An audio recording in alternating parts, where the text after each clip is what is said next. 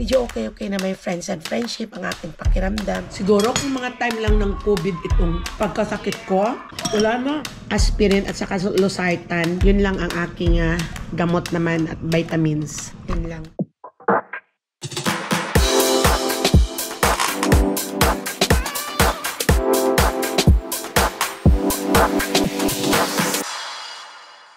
Welcome back to my channel, my friends and friendship. I just woke up 6 o'clock in the morning at maaga pa akong nagising. Kami ni Papa Dudes at mayroong doctor's appointment. Hindi pa ako nakapaghilamos. Hindi pa ako nakapag-toothbrush. I-open ko lang itong aking good morning greeting sa inyo. Good morning, good evening sa inyong lahat dyan. At kumusta kayong lahat? At sana'y nandyan kayong lahat sa mabuting kalagayan at malayo sa sakit. Sana ay pag-ingatan kayo ng Panginoong Diyos at bigyan pa tayo ng mahabang buhay, my friends and friendship. Ito ngayon, ako ngayon pa lang ay maghilamos ako at magtututbrush at may appointment ngayon ako sa doktor after na ER ako. Medyo okay na my friends and friendship ang aking pakiramdam. Yun lang yung bang may kaunti pang sipon pero okay na siya. Nag-work na siguro ang antibiotic na binigay sa akin. Kaya mayroon pa akong 1 day at 2 days pa na antibiotic na ititake at kaya may appointment ako sa aking doktor. Kaya sandali lang my friends and friendship na ako ay maglilinis ng aking mukha at mag-aayos sa sarili at magbibihis para kumain ng almusal at aalis kami ng mga 8:30 dahil may appointment ako ng 9. Ang bilis lang ng oras my friends and friendship. Habang nag-nebulizer ako, naglalagay ako ng moisturizer.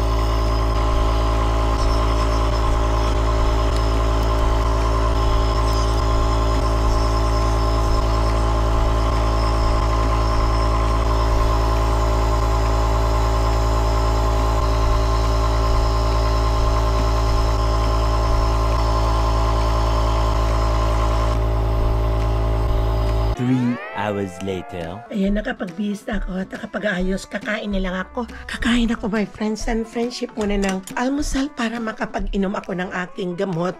Si Papa Dudes nandoon na siya at ako ay nagre-ready. Yan, nire-ready ko na ang mga gamit ko para hindi naman ako malate sa appointment namin. Dahil 9 o'clock pa ka. Teka, i-check ko nga ang appointment. Today is 9 o'clock na. Kaya kailangan makaalis na kami ng mga 8:30. Ayun, hindi pa ako nakapagbukas ng mga bintana namin. Ayan, so kakain muna. Inom muna ako ng kape. My friends and friendship, good morning to my friends and friendship pa. Kukuha ako ng kape. Good morning. Okay, titimpla lang tayo ng kape. Parati na lang nagmamadali pag may appointment. Ay, kailangan eh. Yung true appointment kasi lahat dito eh. Pag hindi mo napuntan ang appointment, magbabayad ka sa insurance ng $20. Kaya kailangan, pag may appointment, dapat may appointment ako ngayon ng 10, pero kinancel ko sa dental dahil inuubo pa ako ng kaunti. At baka mamaya maubo ako doon pag habang nililinis nila ang ngipin ko. Ayun. Kakapiyak at may biko pa dad, no? Kumain ka ng tinapay? Ayaw mo? Anong kinain mo? Oatmeal? Oatmeal lang daw ang sakayang kinain. Mainit pa itong tubig. Kakain lang ako ng biko. May biko akong ginawa kahapon. Kaunti lang, hindi naman ako gumawa ng madami dahil alam ko hindi naman kami masyadong may gusto ko nga gumawa mamaya ng banana cake. Dahil ayan oh, sayang naman yan oh. Kaya gagawin ko na lang yan. Kakakain muna kami my friends and friendship. Tara, kain muna tayo ng breakfast. Ito yung aking almusal lang muna. Yung biko. Ayan oh. Tapos, iinom ko ng gamot. Ito pa yung natitira ng antibiotic ko. 2 araw pa. Ayan oh. Masarap ang biko ko, my friends and friendship ko. Hindi siya masyadong matamis. Sinadya ko talaga hindi gumawa ng masyadong matamis para iwas sa bawal kasi ang masyadong matamis sa amin. 5 minutes to 8. Pagkatapos ko ng appointment ng 9 o'clock, 10:30 kay Papa. Tapos babalik kami dito sa Bay Point at si Cass ay dadalhin dito. Alam mo, nakatulong sa akin. Hindi ako hiyang dito sa gamot. Ito nga gamot na sa ubo na binigay sa ER. Yung dati kong gamot na niresita ng primary doctor ko, yun ang nakapagpaalis ng ubo ko. Tingnan yung panahon na buti hindi maulan. Kahapon, grabe ang ulan. Siguro kung mga time lang ng COVID itong pagkasakit ko, naka-pneumonia ako, wala na. Dahil, di ba, time na yun, ng COVID din, maraming namatay din yung may mga pneumonia, no? So, salamat naman sa Diyos. Ay, wala pa mga vaccine ka sabi? Wala pa mga vaccine noon. Di katulad doon, kumpleto na ako ng vaccine tayo. Tapos na akong kumain, 2 slice na biko, okay na sa akin yon. Ito yung gamot na aking iinumin, ito yung antibiotic, ito ang vitamin C, ito ang metformin for sugar, aspirin at saka losartan. Yun lang ang aking gamot naman at vitamins. Yun lang. Si Zoe wala, my friends and friendship, nasa school hinatid ng daddy niya at kaya tahimik kami. Ganito kami kasi pag may appointment ni Papa, yung bilisan. Kaya ang bahay hindi nalilinis. Pagdating ko niyan, nakupaspasan na naman. Yung bang walang kapahingahan, yung walang kapaguran, wala kasi kami magagawa. Nandito kami sa Amerika, walang katulong. Kaya sabik akong umuwi at magbakasyon sa Pilipinas. Dahil kahit papaano, nakaupo ako doon na nakapag-relax at may nagluluto sa akin. Shout out da! Yun ang nagluluto sa akin. Shout out Aida. Sana bigyan ka pa ng malakas na pangatawan na pag umuwi ako ay nandyan ka pa rin. Yun lang ang inaigihan pag nandoon. Wala kang problema. May namamalingki. Pag ako ang gustong mamalingki, kaming dalawa ng kababata ko, si Aida ang namamalingki. Siya ang nagluluto, magaling yung magluto. Kasi matagal siya doon nakatira dati, nung bata pa siya sa kapatid kong panganay na babae. Shout out, Day! Senefreliana, shout out, Day! Ingat ka lang parati dyan. At huwag mo nga pabayaan ang sarili mo. Inumin mo ang gamot mo on time. At magbabakasyon pa tayo sa Philippines. Shout out din sa kapatid si Ili. Hi, Ning! Shout out sa iyo. At ingat lang kayo sa mga pamangkin ko. Shout out sa inyong lahat. Ani Ortiz, shout out sa iyo at sa apo mo. Ka-birthday ko si Nevea. Hi, Nevea! Cute baby. Okay, yun. Ay, parati lang akong nagmamadali. Ito ang buhay Amerika, my friends and friendship. Wala kang karapatan magpahinga. Kung magpahinga ka, tambak ang hugasan. Magpahinga ka, ang dumi ng bahay mo. Magpahinga ka, gutom ka. Walang may magluluto. Kaya naintindihan ko na siguro kung bakit ang mga magulang, ang mga nanay ng mga bata dito na nagpunta sa Amerika, pag may mga sakit na galing sa hospital, ay nilalagay nila sa nursing home, sa facilities yung sinasawag na rehabilitation center. Dahil naintindihan ko na pag sa trabaho pala lahat, lalo na kung mga nurse ang anak mo, mag-isa lang sa bahay ang nanay. Walang katulong na nagtitingin. Kaya simpre ilalagay lang nila sa facility na doon maalagaan ang magulang nila nung may nagpapainom ng gamot at may kasama. Yun na intindihan ko. Kahit anong dami ng mga anak mo, pero sa mga anak ko, pag tumanda kami ni Papa, kung sino lang ang mauna sa amin, bala na si God. Sana, gabayan pa kami humaba pang buhay. Ay, kung ako ang mauuna, si Papa, hindi naman pababayaan ng mga anak dahil magkasalit-salitan yan sila. Kung si Papa na nang mauuna, ay noon hindi naman ako pababayaan ng mga anak, salit-salitan din yan sila. Pero habang okay pang pangatawan ko, alagaan ko pa rin si Papa. At pray ko pa na humaba pang buhay namin. Yun lang. Ganito-dito ang buhay sa Amerika eh. Pero dito, pag nagkasakit ka, wala kang problema sa hospitalization at sa gamot. Lahat, nandyan na, provided na. Gamot mong iniinom. At pag walang nagda-drive sa'yo papuntang hospital at kung anong emergency sa bahay, pindot ka lang ng 911. Ayan, darating na ang ambulance, darating na ang pulis, darating na ang bombero. Dadalhin ka sa hospital. Yun lang. Karamihan niya rito, may mga alarm sila din sa katawan, no? Yung mga matatanda, no? Pag may mga may alarm sa katawan, pag nadapa sila, nag-a-alarm connected sa ano ba yun, 911, no? Yan. Ganun lang. So, nagre-ready na tayo sa ating buhay dahil tumatanda na tayo, pero magbabakasyon pa kami sa July. Kaya pray lang ninyo kami, my friends and friendship, na maging okay ang katawan ni Papa Dudes at ako. Kaya kailangan ko kasing lumakas. Pero malakas naman ako ngayon, sipon lang. Okay na. Medyo okay na siya. Magre-ready na kami at alis na kami, my friends and friendship. Mag-spray muna ako nito, sa ilong ko.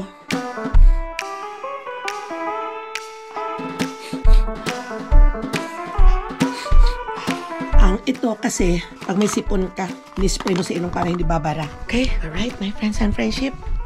Bye-bye for a while. 2 hours later. Welcome back to my channel. Kararating lang namin, my friends and friendship. Bumalik na kami at nandito na si Cass. Nagugutom na kami. Kaya kailangan ko na kumain. Merong mga leftover kaming food daddy para makainom ulit ako ng gamot. So si Shendel kumakain din. Ang gamot ko, my friends and friends, ay pinalitan ng doktor dahil hindi pa nawawala ang pagka-buwisin ko. Kaya kailangan may laman ang tiyan bago inumin ito. Kaya nagugutom na talaga kami. Ilang beses ba ito? Yan. This is Amuclab generic or Augmentin. Take 1 tablet by mouth twice daily for 7 days. Ayan, twice ang pag-inom ko. Ngayon, iinom ako ngayon ng 1 o'clock. 1, 2, 3, 4, 5, 6, 7, 8, mga 9. Inom ako ng isa. Ito yung ulam naming leftover, yung mga munggo. Ako kumain na yung tuyo ang inulam ko, my friends and friendship, at saka kanin. Kasi kailangan full stomach ako dito pag uminom. Maamp ako ng tinapay. Ay! Tapos nang kumain, kakakain ko lang. May lipstick pa ba ako? Meron pa naman kaunti. Ay, maglilinis muna ako. Ang dami ko pang gagawin. Tingnan mo, talaga nangayaya talaga ako sa aking ubo. Okay, lilis muna ako.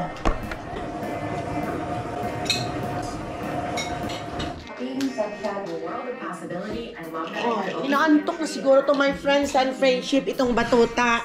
Kaya patulogin ko muna kita, ha? Yeah, let's go. Please say hi to my friend. Hi! Hi! Okay, say hi. Hi! Oh, okay, I love you. I love you. I love you. Again, I love you. I love you again. I love you. Naga, I love you. Marunong na o, nakakatuwa. Okay, say bye-bye. Bye! I love you. I love you. I love you. I love you. Good night down here. Hindi ko nila. Iba lang ang sila service. Ay, tayo.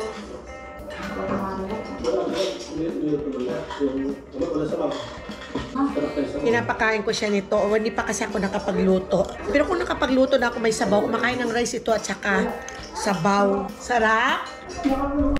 Ay nako, pinapatulog ko itong apo. Naubos na lahat ang kanta ko yata. Ayaw pang matulog. Ay, tumakbot doon sa papa. Ayun, asya, oh. Kailangan matulog na niya. Ito na. Ito, asya. Iluko-luko talaga ito, oh. Hi. Hi. Ayan. Makita niya si papa niya naka-walker. Kailangan doon din siya magtutulak. Let's go to sleep. You wanna sleep na? O play, I love you to friends and friendship. I love you. I love you. Where's I love you? Where's the I love you? Oh, I love you. Okay. Oh, let's go na. Sleep na tayo. Come here. Di pa ako nakapagligpit.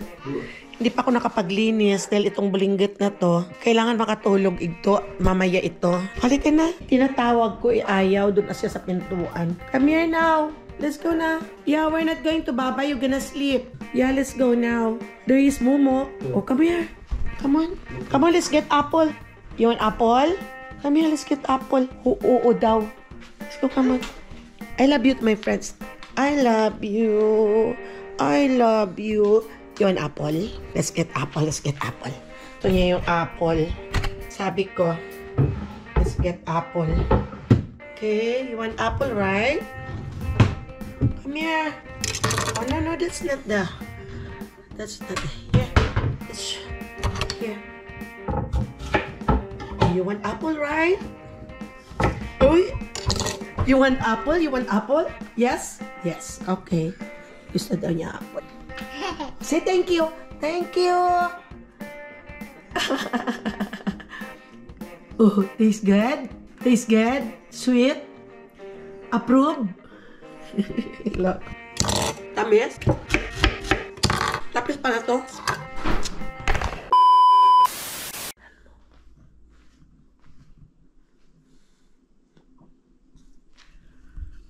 Ayaw niyang matulog. Pinapatulog ko siya. Gising siya. Pag pumikit ako, tinutusok. Natusok niya yung mata ko. Nagawa ko ng orange juice. Madami kasi kaming orange. Medyo maasim. Pinanguha ko doon sa backyard ni Shen para mawala ang kubok ko. Tinimpla ko na lang. Lagyan ng honey. At inalalamunan ko. May malaki akong galunggong. Kaya ginawa ko na lang idinaing ko. Lagyan ko ng bawang, suka at asin. Sarap ito bukas pang iprito. Tulog si Cass. Kaya papulong-bulong ko. Kaya patulogin nun. Kaya babalatan ko na itong sayote. Igigisa ko sa giniling ng beef. Yan parati ang niluluto ko. Pinapakita ko naman sa inyo parati. Naglalagay ako ng glove nito pag nagbalat dahil matagal maalis ang kanyang dagta sa kamay. Mahirap magsasalita kaya ako nakabulong ka. Wala akong magagawa din. Gagayatin ko lang to my friends and friendship. Ginayat-gayat ko muna itong sayote. Ito ang aking isasahog. Alam ko nakita din niyo to kasi nagawa ko na to minsan at na-vlog ko rin. Pero inaano ko lang sa inyo. Pinapakita ko lang kung anong niluluto ko ngayon. Nakakain na kami ng lunch pero hindi pa kami kumain ng yeah. Say hi to my friends and friendship. Si Zoe. Hindi, okay. Namihingi ng spam and rice. Ngayon ay itong niluluto ko para sa dinner. Okay, lutuan ko muna siya ng spam and rice. Sige ang text ko. Nakalimutan, may ginisa pala akong bawang. Tingnan mo, my friends and friendship, nasunog ang bawang ko. Pero okay na mabangon. Ah, yes, baby. Okay. What are you eating? Kumakain siya, humingi siya ng my friends and friendship. Yan ang spam and rice. Here's the spam and rice. Ayan. Sinusubuan ko para malapit, madaling maubos niya. Gusto niya yung kanin na ganito, yung mainit na walang sabaw. Tapos lagyan ng spam. Ako naman binigyan na ganito ko. Yan, I'm gonna put it here just to get it, okay? Okay. Just put some more, just in case if I finish that one. Yeah. Binibilog-bilog ko my friends and friendship para makain niya. Yung ganito o bilog, pinapatong ko yung spam. Ayan. Ayan. You can get that one first.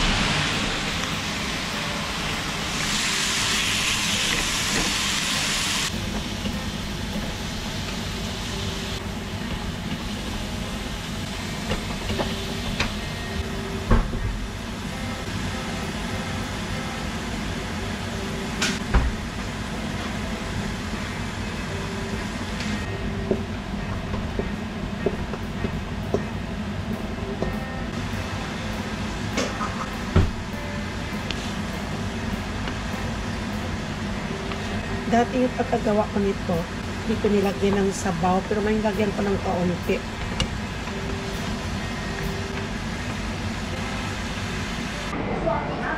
Nilagyan ko ng sabaw, na may sabaw din kasi si Papa gusto niya may sabaw. Kaunti lang, 2 cups lang.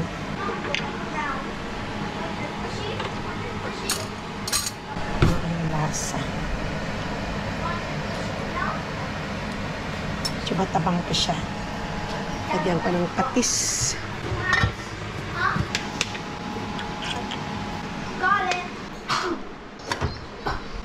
Kaya, pakuluin ko lang sa maluto. 15 minutes later. My friends and friendship, nakapagluto na ako ng gulay at may ulam tuloy. Ng ginili. Ayan na siya. May sabaw pa siya. Kaya may ulam na kami ngayong dinner. At hindi ko napiprito yung fish bukas na lang. Total gabi lang naman. So that's it for today, my friends and friendship. Don't forget to subscribe my channel. It's Mama Ella Bulano Vlog. I get to say. Don't forget to like, subscribe, comment down below the box, and hit that notification bell. Bye! And shout out to everybody. Shout out to everybody in the family and everybody in the world. Okay, shout out sa inyong lahat, my friends and friendship. Always take care. Bye-bye.